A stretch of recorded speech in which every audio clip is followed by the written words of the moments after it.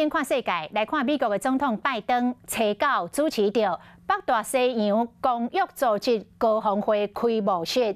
虽然是无犯严重的失误，但是伊全程的演讲拢是看迄台念稿的机器，佮一度念出着机器面顶的指令。真明显会当看出着拜登是看读稿机、读稿机咧念稿，佮差一点啊，甲叫军方助理向前，即句毋是讲稿，是提示着动作的指令念出来。加在伊即时来反应，无搁来出差错。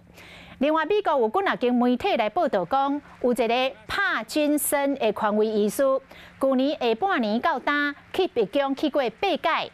白宫的发言人互记者逼问几工。总算承认讲，迄个医师捌伫咧白宫甲拜登来诊断，也毋过发言人讲，这是年度的健康检查，若诊断的报告书伫咧2月都已经公开了。